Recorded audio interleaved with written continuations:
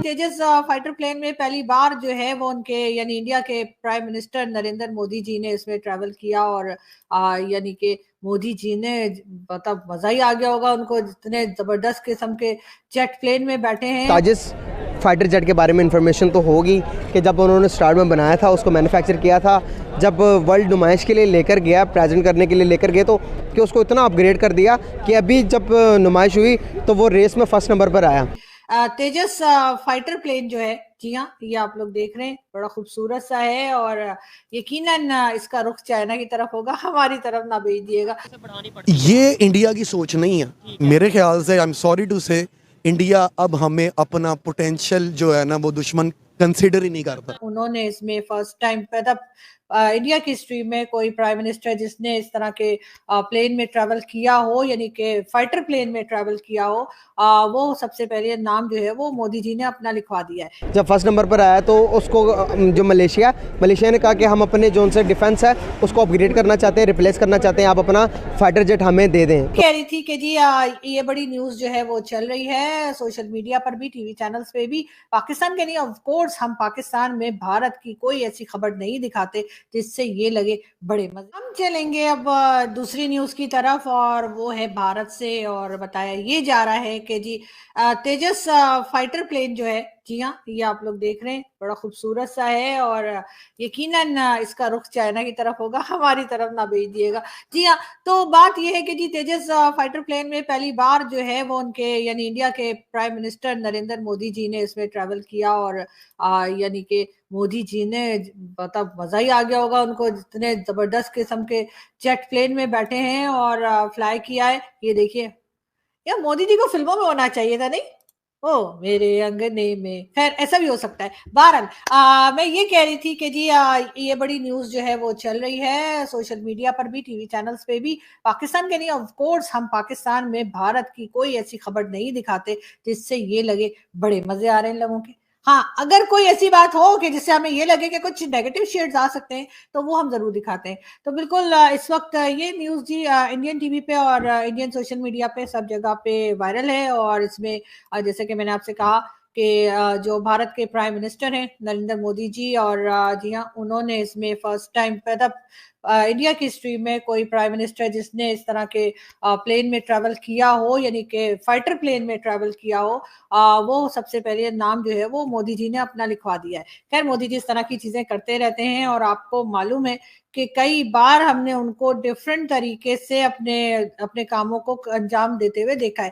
खैर हम आगे बढ़े और हम आपको ये बता दें कि जी सेनेटर मुश्ताक अहमद, जी हाँ, हमारे यहाँ सेनेटर मुश्ताक अहमद साहब की एक जो उन्होंने सेनेट में बात की है, बड़ी वायरल है वो वीडियो, और उसमें उनका कहना ये है कि जो भी डोनेशन जाती है हमास के लोगों के लिए या फलस्तीन के लिए, वो सबसे पहले इजराइल जाती है, इजराइल में उसको चेक किया जाता है और उसके बाद वो डोनेशन जो है या वो सामान जो है जो कि फलस्तीन के लोगों के लिए होता है वो फलस्तीन तक पहुंचता है। ये बात कही है जी सेनेटर साहब ने, और कुछ ज्यादा खुश दिखाई नहीं देते वो इस बात को लेकर, लेकिन बहरहाल ये चीज हो रही है और अगर हो रही है तो मेरे ख्याल इतना परेशान होने की बात नहीं है। और इसराइल के लोगों में इतनी इंसानियत जरूर है कि वो सामान को चेक करने के बाद दे देते हैं। अगर यही चीज इधर हमास की तरफ होती तो मुझे यकीन है कि हमास के लोग हरगिज जो है वो सामान चेक करने के बाद इजराइल तक पहुंचने ना देते। बात हम करेंगे मलिक रियाज की। जी हाँ, मलिक रियाज जो कि एक बिजनेस टाइकून है पाकिस्तान में और मलिक रियाज का बहुत नाम है। मलिक रियाज भी जो है कहा जा रहा है, मलिक रियाज के लिए भी कहा जा रहा है कि बहुत जल्द मलिक रियाज का भी जो है वो एक इंटरव्यू आने वाला है जो कि उसने रिकॉर्ड करवा के रख दिया है। उसमें भी यकीनन इमरान खान के बारे में ही बात की गई होगी और इमरान खान का ही नाम लिया गया होगा, लेकिन बात सारी ये कि इमरान खान का नाम लें या ना लें, मगर इस वक्त खान साहब के बारे में जिस तरह की खबरें और जिस तरह की वीडियोस आ रही हैं। ताजिस फाइटर जेट के बारे में इंफॉर्मेशन तो होगी कि जब उन्होंने स्टार्ट में बनाया था, उसको मैन्युफैक्चर किया था, जब वर्ल्ड नुमाइश के लिए लेकर गया, प्रेजेंट करने के लिए लेकर गए, तो कि उसको इतना अपग्रेड कर दिया कि अभी जब नुमाइश हुई तो वो रेस में फ़र्स्ट नंबर पर आया। जब फर्स्ट नंबर पर आया तो उसको जो मलेशिया ने कहा कि हम अपने जो उनसे डिफेंस है उसको अपग्रेड करना चाहते हैं, रिप्लेस करना चाहते हैं, आप अपना फाइटर जेट हमें दे दें। तो कितनी बड़ी अचीवमेंट है इंडिया के लिए, और पाकिस्तान को इससे क्या सीखने को मिलता है? इसमें भी देखें बहुत बड़ा कमिटमेंट का मैसेज है उनके लिए कि उनको एक चीज़ पे मजाक उड़ाया गया उनका, उन्होंने उसको सीरियसली लिया। हमारी नेशनल इंटेग्रिटी भी इसी चीज़ में है कि हम भी इन चीज़ों को, हमारी इकॉनमी का जैसे मजाक उड़ाया जाता है, तो अभी नेशनल पॉलिसी तो बनी है, हमारी नेशनल सिक्योरिटी पॉलिसी, उसमें इकॉनमी को एक मेन डोमेन में लाया तो गया है, लेकिन उसके लिए कोई इंफ्रास्ट्रक्चर मौजूद नहीं है। बिल्कुल, उस पे काम करने की ज़रूरत है। तो पाकिस्तान को डेवलपमेंट की सिस्टम्स बनाने की बहुत ज़्यादा ज़रूरत है अगर इंडिया के साथ कम्पीट करना है। एक तो हम 7 गुना छोटे हैं उनसे, पहली बात, ठीक है, तो 7 गुना बढ़ेगा और 7 गुना छोटे का कंपटीशन जो है ना, ये ऑलरेडी हमारे लिए बहुत ज़्यादा मुश्किल है, ठीक है। तो खित्ते में अगर रहना है तो भाई कम्पीट तो करना पड़ेगा। सही बात है। आपको लगता है कि पाकिस्तान कहीं से भी इंडिया को कम्पीट कर सकता है किसी भी लेवल से, किसी भी सेक्टर पे? मुझे नहीं लगता। अगर हम आईटी की बात कर ले तो आईटी का क्या कहना चाहेंगे, आईटी के बारे में? प्यारे भाई, उनका गुड़गांव देखो जाके, आपके न्यूयॉर्क बना पड़ा है वो, ठीक है, और उनके आईटी सेक्टर की एक्सपोर्ट्स देखो, हमारी टोटल एक्सपोर्ट उनके सिर्फ आईटी सेक्टर के एक्सपोर्ट के बराबर भी नहीं है। हमारी टोटल एक्सपोर्ट उनके सिर्फ आईटी सेक्टर से कम है।